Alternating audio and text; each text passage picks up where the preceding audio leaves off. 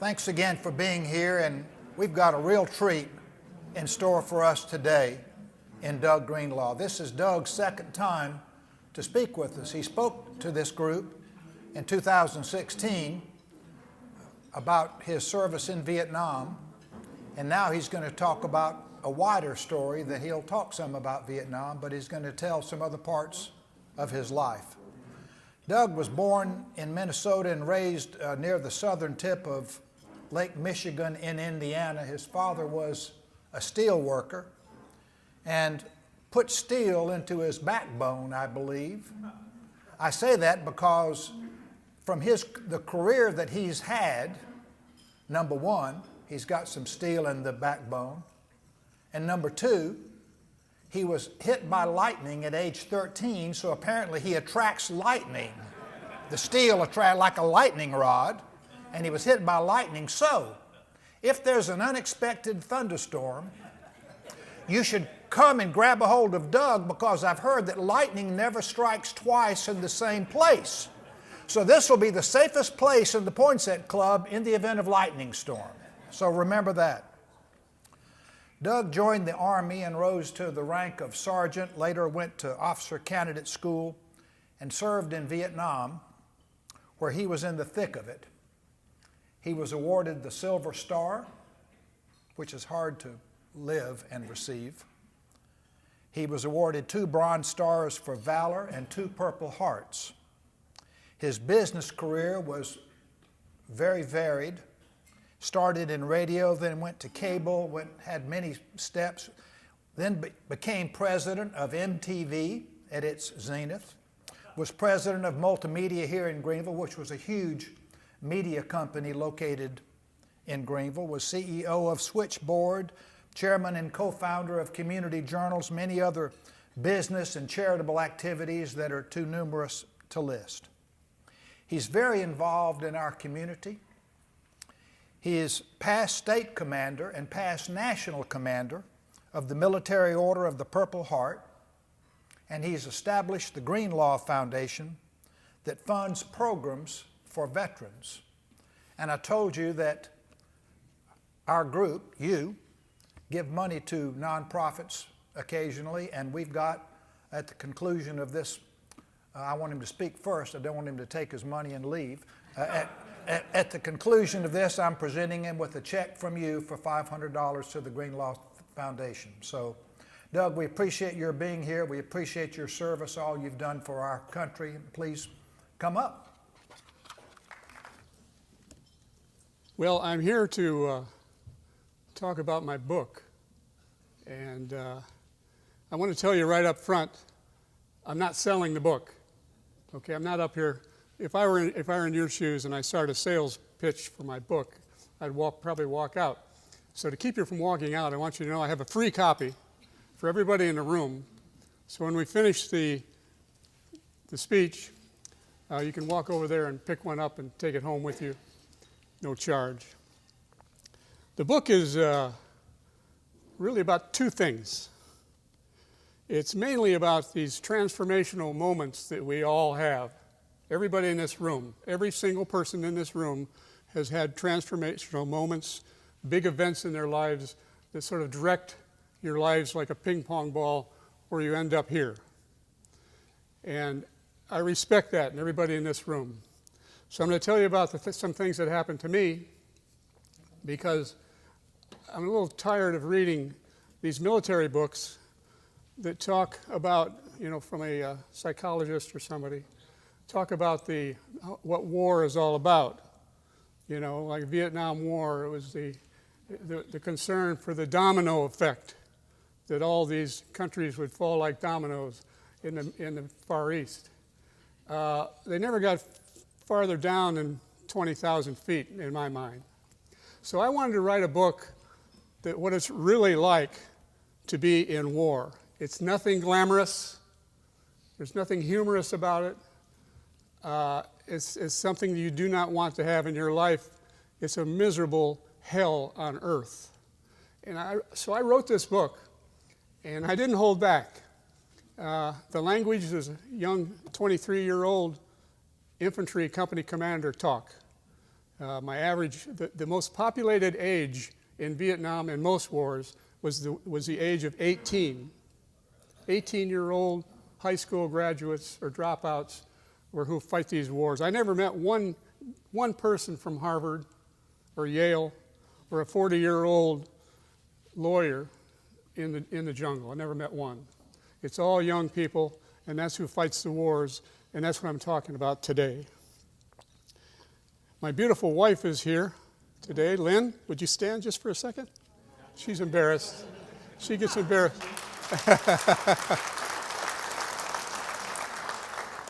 She's my built-in fact checker. If I go off on one of these stories a little bit on a tangent, she'll say, bring it back over. And I listen to her. We've been married for 52 years, and I love her to death. She's one of those transformational moments that allowed me to go pretty far in my life so far, and there's more to go. So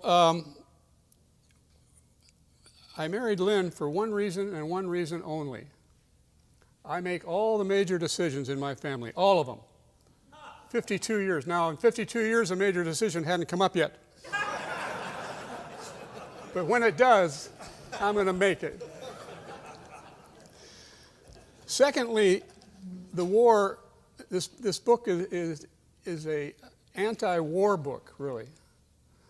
If there are any combat wounded vets, and I know there are a few of them in the room, they will all agree with this. We are the biggest pacifists on earth. We don't want war. We know what it's like. We know what it's like to kill somebody.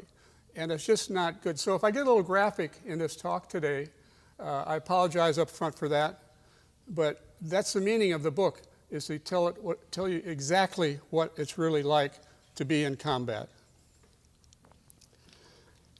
So what happened to me is I was a typical kid from a steel mill town.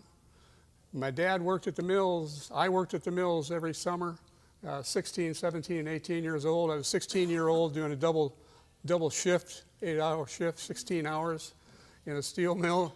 And you had to be 18 even to get in the door. And I lied and said I was 18. I was really 16. And nobody checked in those days. The HR department, I don't know if they even had one. But today they have a big, strong one. They wouldn't have let me in, but I did, and it was a great experience for me. And so I detail all of this in the book, so I don't want to get into it now. So I went to officer candidate school, like all young men in that time period. Say there's 6 million of us out there at that time period. Maybe they wanted 2 million to fight the war in Vietnam. They had the draft. Don't have the draft today, and I think that's a good thing. So I was drafted, picked up out of my comfortable home, slammed into basic training, AIT, advanced infantry training, and then I got a letter that I was approved for officer candidate school, and I looked over here and I saw a young man inside a dumpster, cleaning the dumpster, and I said, you know what, I don't want to do that. I think if I'm an officer, I won't have to jump in the dumpsters. So I do still get my hands dirty, but that was one of the motivating factors. I didn't know what I wanted. I was just a young man. So I went to officer candidate school and graduated from that and did well. And I found out that my year and a half in college at Indiana University was wasted time for me because I didn't know what I was doing there. I was a kid out of the steel mills. And so I missed my grades three semesters in a row. I said, hell, this is not for me. So that's why I joined the Army.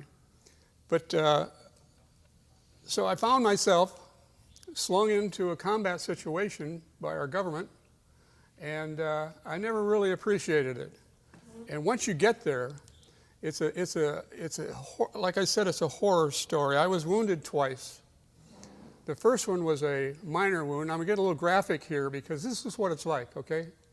It was a minor wound to the right leg, just behind my, I'm sure there's a medical name for it, that big tendon you have that goes down the side of your leg, both sides on the outside.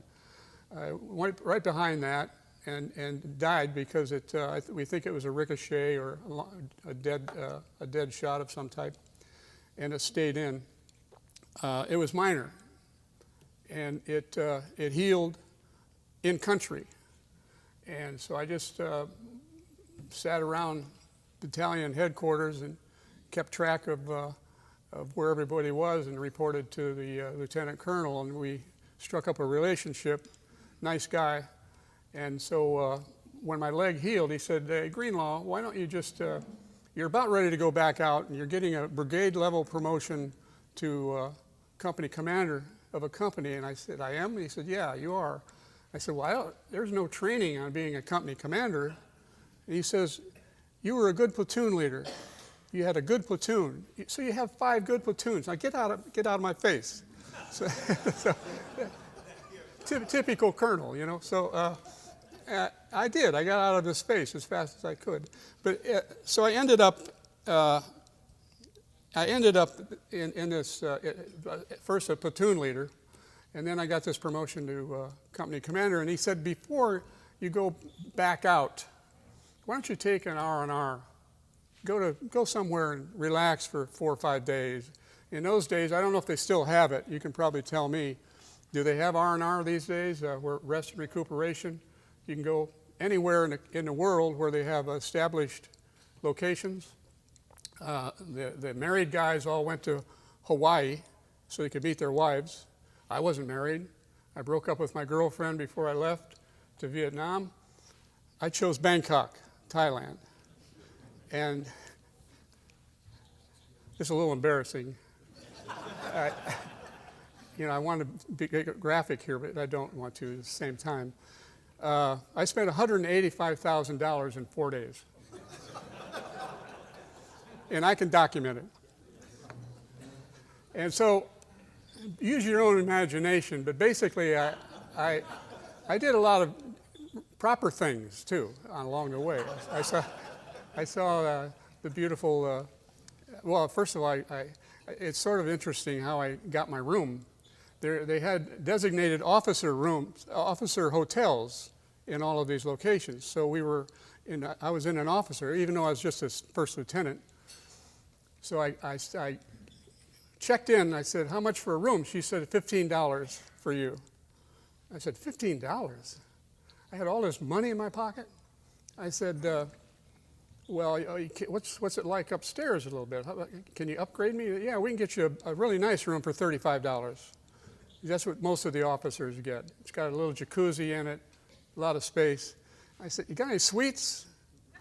And she looked at me, she said, "Yeah, we have suites." "Well, what do you got?" And one for $250, about halfway up the building, 20 stories. "How about one on the top floor? You got a top suite?" "Yeah, we do." And I said, "Is that the best you've got?" She said, "No, we've got the presidential suite at $600 a night. It's normally $1,000 a night. We can get it to you for 4 nights for $600. I said, "Give me that damn presidential suite." So there I was, a 23-year-old infantry guy in this beautiful suite. It was like what I had never been to Las Vegas. I have been there many times since, but it's what I expected a Las Vegas suite to be like. Floor-to-ceiling windows, beautiful view, top floor, looking over Bangkok Bay with the river. I can't remember the name of it, but that river that flows into the bay, beautiful sunsets. This is heaven. I said, if there's a heaven, this has got to be where I looked around. Maybe there are some other people in there with me, but they weren't. So that's where I stayed, and you take it from there. Yeah, it's a beautiful room, 2 bedrooms, a kitchen, living room area. It was huge. So, but that was my theory. I've been wounded once, going back to a very dangerous job as an infantry company commander, and it's especially dangerous for me because of the way I manage. And I manage people then as I do today, with respect, and I had nobody saluting me. Don't salute me in the jungle. They shoot the guys that salute. They shoot the guys getting saluted to. So I don't salute. Call me Law. My nickname's Law, Greenlaw, Law. Just call me Law and do as I say, and I'll save your life. You're not going to die under my command.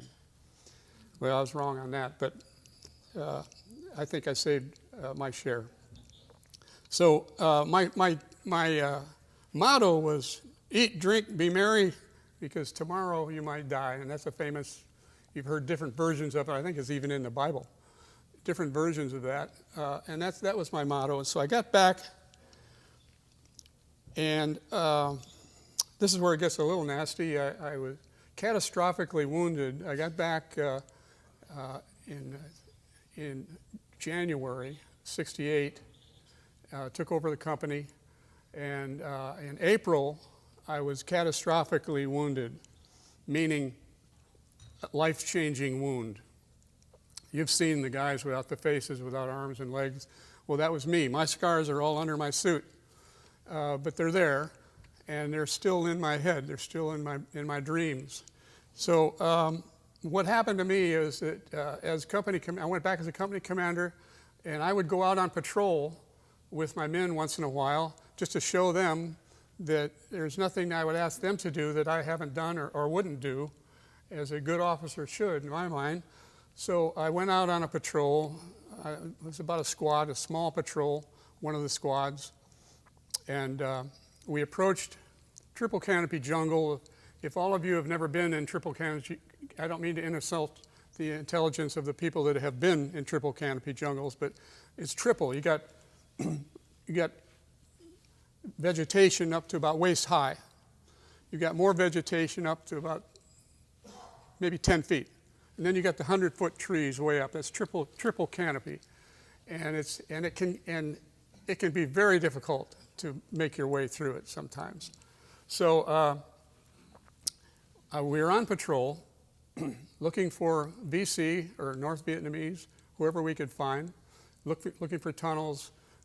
We'd search and destroy. If we'd find a cache of food isolated from the village, we know that's not the village's food. They keep it in the village. We'd destroy the food. We'd do everything we could do along the Ho Chi Minh Trail, which is a dangerous area, in 1968, which is the most dangerous year of the Vietnam War. And sure enough, we approached a large bamboo, an ancient bamboo forest. I didn't know this, but bamboo trees can get this big around. It must be a special species or something, but I'm used to the fishing bamboo, just catch some fish. No, these are big bamboo, and so we're weaving our way through this, and my point man tripped a tripwire, and it was a 105, they think. It was a 105 artillery round hanging from the tree with a tripwire. And what they do is you can unscrew the end of the artillery round, take it off and put a blasting cap in there from a hand grenade and rig it up with a tripwire, and it'll go off just like it was normally fired originally. And it's nothing to be around in close vision. So it went off, killed 3 in front of me and 1 behind me, and I was a mess. I had my throat split from here, my left ear, all the way around here. My face was bashed in, broken nose, broken jaw. I had teeth, and my tongue was cut almost in half. Saved it, though. And it tore my pharynx out, and it was so bad I was actually breathing, what they call a sucking wound. I was breathing through the hole in my neck. And I know that's not pretty, but this is what it's like. You see reports, 2 men were killed, 14 were wounded. Well, and you say, oh, hell, they're just wounded. Well, they're not just wounded. Some of them are. I had some nicks in my life, too. But, I mean, some of these wounds, as you know, are hard to believe, to see them. And that was me. I was so bad off. I was amazed that I hadn't died yet. Now, I did die when they first took me to the helicopter from the jungle, and I was in this condition, bleeding all over. My left carotid artery was nicked, so the blood was coming out. and I got everybody. I got the inside of the helicopter full of blood. And it was, the reason I tell you this is what it's really like. This is not fun. Try to make that story romantic. Can't do it. War is not romantic. And I talk to guys a lot that didn't see combat, they romanticize the whole situation. And you know, it's just, I just can't do that. And that's why I'm telling you what it's like. So there I was. They threw me on a helicopter. Resupply helicopter was nearby. They picked me up, took me to a MASH unit, and broke all the rules. I don't know if you know helicopter rules, but there are a lot of airplanes and helicopters in the sky, so they're real careful how you fly to point A to point B. Not these guys. They went full speed ahead, tree level, to that MASH unit and saved my life, because I was bleeding so bad, if I bled anymore, I was going to bleed out. I knew it. I'm laying there, I'm thinking on the helicopter, my poor parents, they're going to think I died this horrible death, and it's not that bad. I mean, shock takes over, you don't feel any pain. I felt a bee sting where my right leg was compound fractured in my right leg. Lost, my left kneecap was split in two.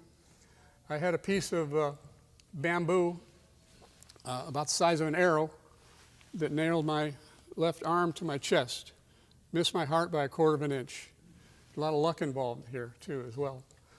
How can you call that lucky, but it's lucky. So I survived it, and they got me into this MASH unit.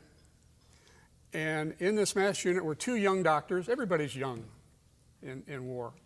2 young doctors, probably right out of medical school. And there was a young Catholic priest in there. And the young doctors were working on me, and I was weaving in and out, and I finally died. I died on the table for somewhere between 5 and 10 minutes, they told me. No heartbeat, no respiration. I was dead. And I saw what's on the other side. And, I guess I should tell it. You know what's on the other side? Nothing. I didn't see anything. I didn't see a bright light. I didn't see my grandfather welcoming me. Welcome to heaven. I didn't see the devil. I didn't see anything. I went to sleep. I went sound asleep. Now maybe there is something. I'm not a atheist by any means. People a lot smarter than me believe all of it. Every word of the Bible, every word of all of it. I have to call myself, that day made me an agnostic. I got to see the proof. Show me the proof. And I worked for a guy by the name of Pat Robertson. You remember him, the televangelist? I worked for him for 6 years of my career. We changed the name of the cable network from CBN Cable to the Family Channel, and we hit home runs with that. And he became a very good friend of mine. And I was very honest with him about my religious or lack of religion. And he said, don't worry about it. God will come to you. Hey, I was off the hook. I said, hey, thanks. I appreciate that. And well, I'm 80 now. I just turned 80 in September. And God, if you're up there, you better hurry up. I don't know how many years I have left. So that's that. It was a horrifying experience, and I wouldn't want to see my worst enemy to see it. And to know that I put people into that position myself. If you read my book, you're going to read about some hand-to-hand combat. That's very ugly. I wouldn't even tell it in this audience, mixed audience. It's horrifying, but it's in the book, and it's pretty damn clear too. So, I'd like to read a chapter from the book. Now, everybody's probably thinking, "Oh God, you're going to sit through a 40-page chapter?" No, some chapters in here are 1 page, and I've got a chapter that is not about. It's not any bad news chapter. It's a culture. It's a chapter of how the culture is realized halfway around the world by a young infantryman, and what's it like there that it's not like here. So this is not a combat chapter, but it took place in Vietnam, of course. Better get my glasses out here.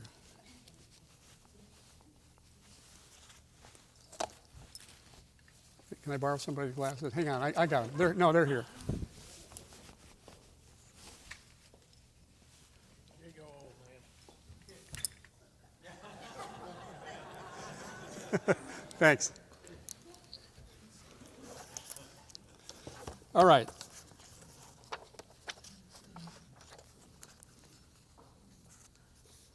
I really wanted to write about my first command.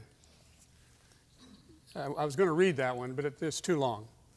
But basically what it was, my first command, I'll say it in 30 seconds. I landed in the jungle, jumped off the helicopter, did an airborne roll, 6 feet under the jungle floor. And I asked the company commander, I said, I'm Lieutenant Greenlaw, replacement. He said, yeah, you're right. Anderson got killed 2 days ago. You got his platoon over there between 9 o'clock and 12 o'clock. I went over, and I trained OCS candidates for 2 classes, and I was trained to think that you need to look for your platoon sergeants. Do we have any platoon sergeants in this room? Get your platoon sergeant. I was a first lieutenant right out of school and right out of the academy. And he said, you get that platoon sergeant, and he will take you under his wing. And he knows you're the boss, but he'll take you under the wing, teach you the ropes, and sooner or later you'll be large and in charge. And I said, okay, I'll do that. So all the way over on the airplane, I'm thinking low profile, get your platoon sergeant, have him take you under his wing, blah, blah, blah, low profile. So I go a low profile out to this area where my platoon was. The first guy I saw, I said, I'm Lieutenant Greenlaw. This is my first order. I'm Lieutenant Greenlaw. Get the platoon sergeant over here. I want to talk to him. He said, yes, sir. Kid runs off. Here comes, I'm expecting Rambo. I'm expecting Clint Eastwood. You know, I'll clean it up. This overweight guy sloshes his way over to me. And he said, before I could say anything, he said, are you the new platoon leader? I said, yes, I am, Lieutenant Greenlaw. He said, thank God, I know nothing about running a platoon. It's all yours. Son of a bitch. I could use some Army language here, but I'm not going to do it. You know, you can imagine what I was thinking. What did I do? What would you do? Think about it. What would you do if that same thing happened to you? You would do what I did, I think. I fired the son of a bitch right on the spot. I said, Sergeant, you're relieved. The helicopter that dropped me off is still unloading supplies. Get your shit together and get over there and get on that chopper and get out of here. And man, he didn't even bother with his shit. He just picked up his rifle and ran and got on that helicopter. And I said, I want to meet the squad leaders. 4 squad leaders showed up, and I picked one out who had been there 9 months, sharp young guy, probably 21, and he knew what to do. And I made him, I said, what's your rank? He said, sergeant. I said, okay, I'm going to promote you to staff sergeant, and you are now the staff sergeant and the first sergeant of this platoon. Well, the company commander comes over to me. He says, swung me around. He says, hey, what the hell are you doing? You can't fire your platoon sergeant. You don't have any authority to do that. You can't give somebody a raise. And I said, sir, and we stood eye to eye. I didn't blink. I swear I didn't blink. I looked him right in the eye. I said, I told him exactly what that guy said to me and exactly the situation, what it was. I said, this is war. And we had a stare down, and he blinked. He turned around and said, okay, but don't do no big decisions like this again without checking with me. I said, yes, sir. So I got off on that one. So anyway, I don't want to go long here and see if I can find this. Some great chapters in here, though. I think I get a kick out of it. Will you read about the 3 duds in basic training? We had 3, a dud is somebody in basic training that can't do anything. And you feel bad for them, but all they are trouble, because they cause trouble and everybody gets punished for one guy's mistake. Doesn't sound fair, but it's not necessarily supposed to be fair. And we had 3 duds in my company, and I swear their names were Ford, Studebaker, and Buick. Those poor guys, just their names. made life miserable for them. It's in the book. You'll get a laugh out of that one.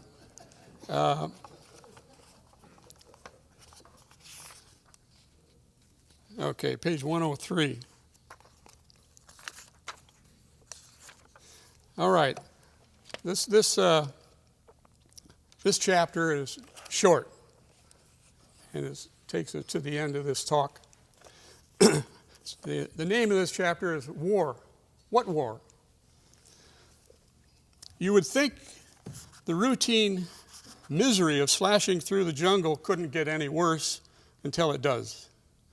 A torrential storm here, a sniper's bullet over there, a 6-foot slide down a rice paddy dike into the toxic mud and water, falling over a jungle cliff you couldn't see coming. On one particularly miserable day, we broke out of the bush into a large, well-worn path through this triple canopy jungle. Footpaths like this were often the main street of a local village or a hamlet. In jungle warfare training, we were taught to avoid rainforest trails at all costs. Only locals knew where the deadly booby traps were hidden. But that day was so dismal, 100 degrees temperature, 100% humidity. We're wearing 70-pound packs. We were just shot. That day was so dismal, we decided to bend the rules and take the easy way. It seemed obvious to us that an established route would be so much easier on our drenched bodies, so we took a chance. We trudged along, watching closely for tripwires and odd shapes in the foliage, anything unusual that would disclose a booby trap or, God forbid, an ambush. I noticed ahead of our position, I saw something move. I put my fist, this means stop, silence. We stopped. These guys are well trained, they know their lives are at stake. When I told them this, they stopped. We stopped. A woman emerged, carrying a child. The mother wore black pajamas, the conical straw hat typical of peasants in the area. She was barefoot.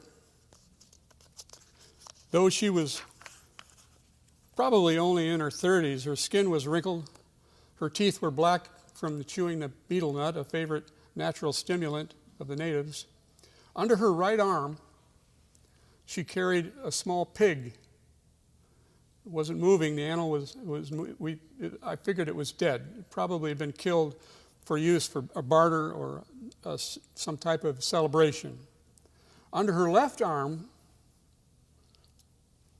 was a small boy, no more than 4 or 5 years old.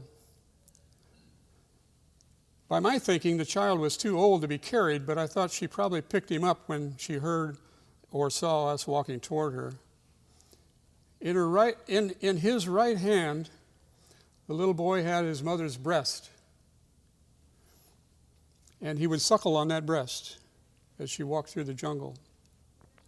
In his left hand, he held a lit cigar. I couldn't believe my eyes. I said, what the hell is this? He was like 6 years old, smoking a cigar and suckle. So casually, he pulled his breast, as she came toward me, he pulled her breast to him and suckled the breast milk from his mother's nipple. And then he turned and puffed on the stogie. We continued toward them, and she toward us. And when we crossed paths, the little boy looked into my eyes. We locked eyes. His expression was calm, passive, and relaxed, as if, while he puffed away, he was thinking, war? What war? Life is good. Now that's a different take on culture. Can you imagine a woman walking down Main Street in Greenville doing that in her pajamas, suckling her son, and him smoking a cigar?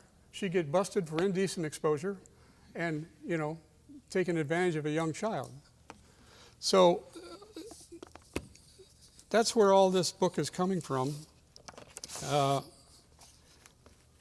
what I'm asking you to do, well, I can I could skip decades here now. I got out of the Army. I went back to Indiana University. I got all A's. I graduated with honors. And I took what I learned from NAM and from college and my life in the steel mills. I put it all together. And in the business world, it was a piece of cake to me. I could stare down anybody. I wasn't afraid. I'm not afraid of anything. I learned to understand the politics of the corporate world, and it's fierce. I was with Viacom, an entertainment industry. I was president of MTV and one of their Nickelodeon and all the cable channels. And I did extremely well there.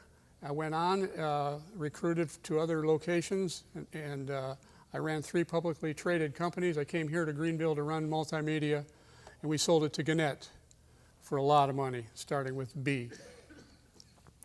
So I applied what I learned, and I kept an open mind. I'd ask you to embrace your next event, and trust me, it's coming. It might be good, it might be bad. If it's bad, I hope it's easy for you, because we know if it's good, you're going to have to work your ass off. Because to make good great takes a lot of hard work. And that's all I have to say today. Thank you very much.